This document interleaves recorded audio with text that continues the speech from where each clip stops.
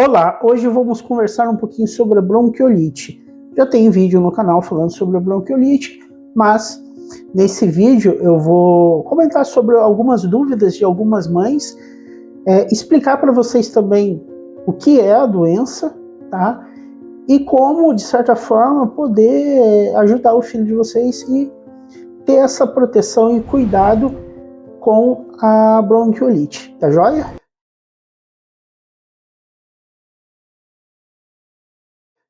Então, ela é uma doença caracterizada por um processo inflamatório nos bronquíolos. Bronquíolos são pequenas vias aéreas que ligam os brônquios aos alvéolos. Alvéolo é onde se estabelece a troca gasosa, tá? Agora, qual que é a grande questão? É entender que a bronquiolite é um processo infeccioso, na grande maioria dos casos, ocasionado por um vírus, e por isso mais frequente no inverno, tá? Então o inverno é o período de maior preocupação com as crianças. Sendo uma doença ocasionada por um vírus, ao momento que esse vírus atinge a via aérea da criança, a gente tem estabelecido um processo infeccioso, tá? Uma infecção pelo vírus. O que vai acontecer? O organismo da criança ele vai reagir para combater esse vírus. Primeiro aspecto que eu gostaria que fosse entendido nesse vídeo seria esse. Segundo aspecto, o que é? O resíduo desse combate ao vírus, o vírus vai ser combatido pelos glóbulos brancos, sistema de defesa não só do organismo das crianças, mas do organismo de qualquer ser vivo. Então aqui existe o vírus, o nosso sistema de defesa vai englobar esse vírus e destruir esse vírus. A secreção produzida é, em partes, esse resíduo desse combate entre os glóbulos de defesa, glóbulos brancos, que são células de defesa, e o vírus. Porém, não é apenas esse o mecanismo que irá produzir secreção no pulmão das crianças, tá? O próprio processo inflamatório, ele gera um resíduo que a gente chama de exudato, e isso daí também vai favorecer a produção, uma maior produção de secreção. O que às vezes eu vejo que as mães ficam preocupadas? É assim, quero acabar com a secreção que o meu filho tá. Isso daqui é uma preocupação que eu tenho muito no sentido de orientar. Por quê?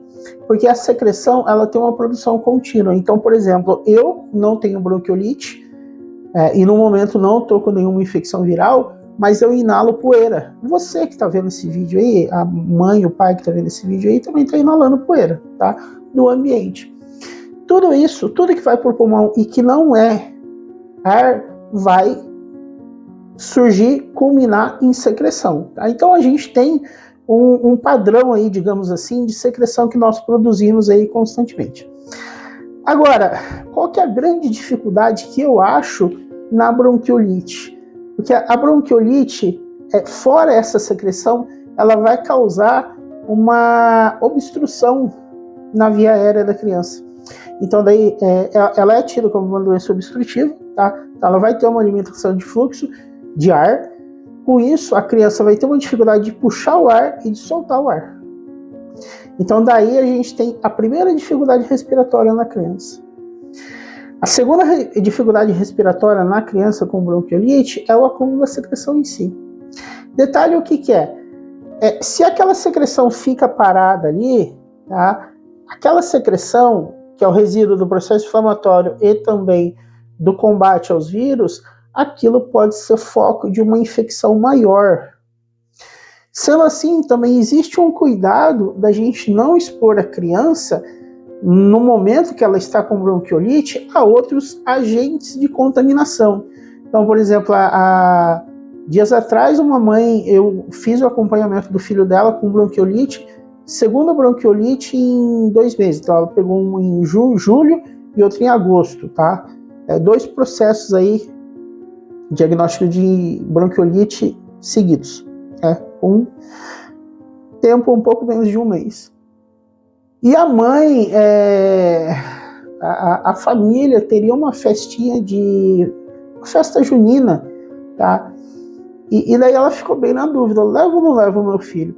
Então, assim, com a criança no processo de tratamento da bronquiolite, eu não acho viável levar. Aí eu não acho bacana por causa disso que eu falei. A gente está expondo a criança em uma possível nova infecção com esse foco aí de contaminação, né? Então, se ela inala um outro vírus, vai ser mais fácil ter uma proliferação maior da quantidade de secreção que já existe no pulmão da criança.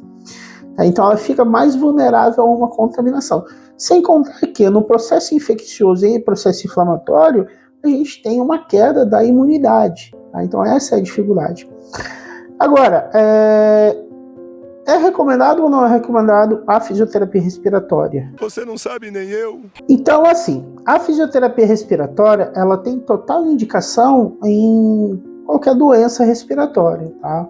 Eu não vejo contraindicação do acompanhamento de fisioterapia respiratória para nenhuma doença pulmonar. Eu não vejo.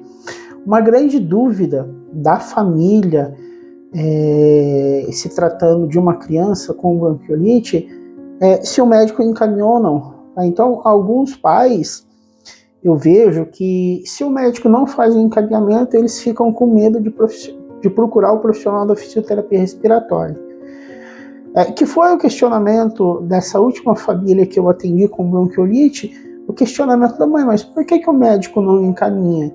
Se pelo que eu vi, no que o senhor fez pelo meu filho foi benéfico?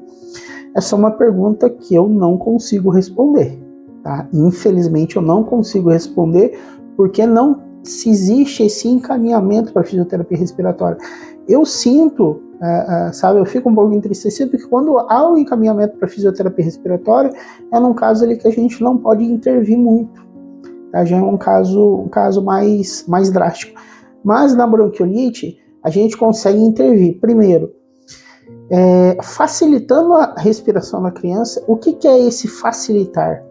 Existe uma série de técnicas que nós conseguimos aplicar em doenças obstrutivas, favorecendo o fluxo de ar. Então isso vai aliviar um pouco a respiraçãozinha da criança. Outro aspecto a gente pode trabalhar também com as técnicas de higiene brônquica, que não é única e exclusivamente introduzir uma sonda no narizinho da criança para tirar a secreção. Existem várias outras técnicas, tá, que são não invasivas, mesmo apenas da terapia manual, que a gente consegue promover a mobilização da criança. Segundo, nós temos recursos da mecanoterapia. Mecanoterapia é utilizar de alguns aparelhos, tá? Mesmo sendo numa idade de 6 meses, 2 meses de vida, para que a gente consiga favorecer a mobilização dessa secreção. São inúmeros aparelhos que eu venho conversar sobre eles em alguns outros vídeos.